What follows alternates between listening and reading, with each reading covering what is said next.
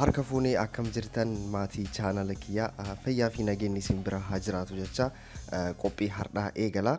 Keessattuu piroogiraama hardhaatiin dubartoonni gochoota of eeggachuu qabdan yaada jedhu kan kaasu ta'a. Keessattuu qaama saalaa dubartii kan bal'isan wantoota fayyummaa hin taane maal akka tahan ni kaasna. Gochoowwan kanneen irraa of qusachuun barbaachisaadha. Gochoota kanneen maalidha, karaa kamiinii fi akkamitti rakkoo uumuu danda'an kan jedhus yaada kana wal qabsiisnee ni kaasna. Keessattuu karaa lamaan qoodnee ni ilaalla. Dubartoota dubrummaa qabdan irratti akkamitti rakkoo uumuu akka danda'uu fi akkasumas dubartoota dubrummaa hin qabne irrattis akkamitti rakkoon kun uumamuu danda'a kan jedhu ni kaasna. Gochoowwan qaama saalaa bal'isuu danda'an bal'inaan ni kaasna. Normaalii bal'achuu qaama saalaa yoo jennu fayyummaa kan hin taane akkasumas yeroo wal qunnamtii saalaa dhiibbaa uumuu danda'u yookaan rakkoo uumuu danda'udha. Bal'achuu qaama saalaa kan jennu karaa uumamaan kan dhufe osoo hin taane yeroo booda kan uumame jiruu bultii irratti dhiibbaa uumuu kan danda'udha. Amma kan kaasnu dubartoota kamuu irratti kan uumamuu danda'u ni jira. Karaa lamaan yoo ilaalle kan dura de'umsa wajjin wal qabatee ulfa wajjin jechuudha. Kan lammaffaa immoo umrii wajjin wal qabateedha. Kun egaa yeroo baay'ee kan jiruu fi kan uumamuu danda'udha. Akkasumas fayyummaadhaas kuni jechuudha. Garuu kan har'a laallu gochoota yookaan gochoowwan miidhaa fiduu danda'anii fi akkasumas qaama saalaa bal'isuu kan danda'an gochoota kanneen irraa of qusachuu akka qabdanii fi qophii kana kan isiniif qabadhee dhufe. Egaa gara piroogiraama hardhaatti egaa ce'uun dura namoonni haarawaa taatan baga nagaan dhuftan. Ani Dr. Firaa'ol subscribe gochuunii fi mallattoo bilbilaa tuquun waa'ee jaalalaa, waa'ee wal qunnamtii saalaa akkasumas waa'ee bultii, waa'ee fayyaa fi wantoota fayyaa wajjin wal qabatan ifaan ifatti piroogiraama isiniif dhiyeessu hordofuu ni dandeessu jechuudha. Namoonni na jajjabeessitan hedduutu akka isin galateeffachuun barbaada. Gaafii qabdan, yaada qabdan komentii jalatti barreessaa.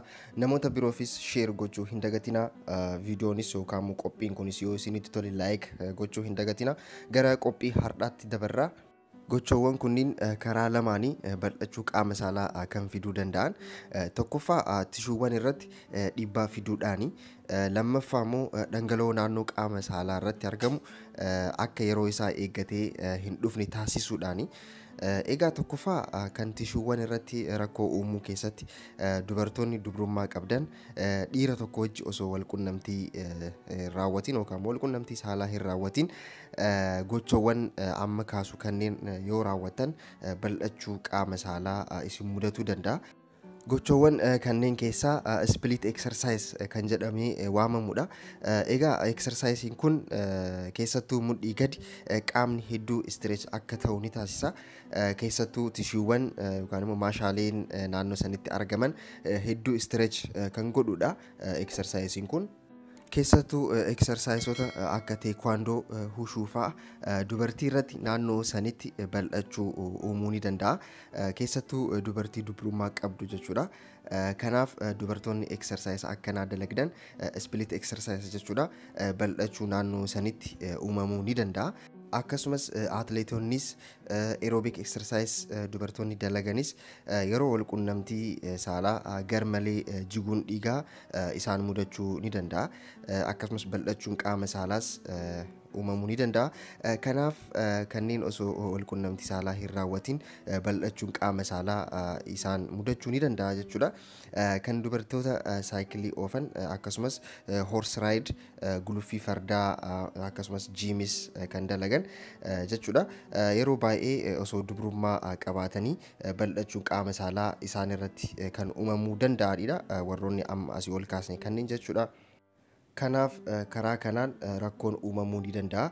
Gochoota yookaan immoo exercise kanneen dalaguun bal'achuu qaama saalaa biratti keessattuu dubartii dubrummaa qabdu irratti uumamuu ni danda'a. Gara dubartoota dubrummaa hin qabneetti gochoowwan qaama saalaa bal'isuu danda'an ni ilaalla. Gara kanatti dabruun dura dubartoonni dubrummaa qabaatanii fedhii wal qunnamtii saalaa ofiin of gammachiisan harkaan ta'uu danda'a. Waan biraatiinis ta'uu danda'a. Bal'achuu qaama saalaa isaan irratti uumuu ni danda'a yookaan immoo guutumaan guutuutti ni uuma. Kanaaf of eeggachuun barbaachisaadha. Dubra dubrummaa hin qabneettis ofiin of gammachiisuun yeroo hundaa rakkoo bal'achuu ni uumama. Keessattuu public floor muscle tishuuwwan naannoo san irratti dhiibbaa uumuudhaan jechuudha. Kan biraa yeroo baay'ee infekshinii garaagaraatiif dubartiin saaxilamtu rakkoo kanaaf deebitee saaxilamuu ni dandeessi. Rakkoo qaama saalaa bal'achuu jechuudha. Infekshinoonni kunniinis karaa garaagaraatiin ni uumamu. Garuu karaa ofiin of gammachiisuudhaan yeroo baay'ee ni dhufa. Kan biraa ulfa addaan kutuunis directly isa wajjin wal qabatu baatus karaa biraatiin dhiibbaa fiduu ni danda'a. Kunis maali garmalee jiginsi dhiigaa uumame sun dhiibbaa fiduu ni danda'a. Kunis rakkoo gadaameessarraa uumameen bal'achuu qaama saalaa fiduu ni danda'a. Kanaaf ulfa addaan kutuun bal'achuu qaama saalaa irratti dhiibbaa ni uuma. Akkasumas yeroo dubartii dubrummaa qabdu irra qofa osoo hin taane kan hin qabne irrattis exercise reef kaase spliitii fi jiima naannoo mudhii gadii yeroo baay'ee flexible godhuu fi stretch godha. Guyyaa hundaa dalaguun directly bal'achuu qaama saalaa ni fida. Exercise kan fedhe haa ta'u dalaguun hedduu takka bareedaadha. Ni gorfamas. Garuu guyyaa hundaa naannoo mudhii gadii dalaguun yookaan immoo naannoo mudhii gadii san stretch godhuu flexible godhuun sun rakkoo nu uuma. Rakkoo keessattuu bal'achuu qaama saalaa uumuu waan danda'uuf darbee amma fakkeenyaaf torbaanitti yeroo 4 exercise kan dalagamu yoo ta'e qoqqooduudhaan naannoo mudhii gadii guyyaa tokko guyyaa 2 torbaanitti yoo dalagame bareedaadha. Exercise qaama biraa immoo baay'isanii dalaguudha. Kanaaf exercise kamuu dalaguun hedduu takka ni gorfama bareedaadhaas. Garuu guyyaa hundaa naannoo mudhii gadii spliitii garaagaraa jiimii garaagaraa guyyaa hundaa dalaguun hin barbaachisu jechuudha. Kanaaf kanneen irraa of qusadhaa. Akka salphaatti hin ilaalina. Rakkoo bultii gara fuulduraa qabaatan irratti rakkoo guddaa dhiibbaa guddaa uumuu waan danda'uuf sirriitti of qusadhaa jechuun barbaada. Egaa gara dhumatti kan laallu sirna nyaataa sirreessuudha. Keessattuu hammi istiroojiinii qaama keessa akka hin baay'anne eeggachuun barbaachisaadha. Mallattoolee hammi istiroojiinii qaama ishii keessa baay'achuun mul'isu naannoo harmaa dhiita'uu, dafee nyaata ol deddeebisuu, gogaa isii irratti dhiita'uu, walqunnamtii irratti guutumaan guutuutti fedhii dhabuun, dhukkubbii mataa. Egaa kunniin mallattoolee hammi istiroojiinii qaama keessa baay'achuudha. Kanaaf nyaata istiroojiinii hedduu of keessaa qaban soorachuu dhabuudha yookaan immoo soorachuun hin barbaachisu. Kunniin rakkoo qaama saalaa bal'achuu ni fida. Kanaaf nyaata istiroojiinii hedduu of keessaa qabu yeroo baay'ee yookaan immoo baay'inaan soorachuun hin barbaachisu. Rakkoo fiduu waan danda'uuf jechuudha. Egaa qophii har'aa kana fakkaata. Egaa qaama saalaa dubartii gochoowwan yookaan immoo gochoota bal'isuu danda'an hamma ta'e kaasnee jirra. Akka irraa barattan akka irraa fayyadamtanis akka gochoota kanneen irraa of qusattanis abdiin qaba. Namoonni biraas akka irraa fayyadaman share gochuu hin dagatina.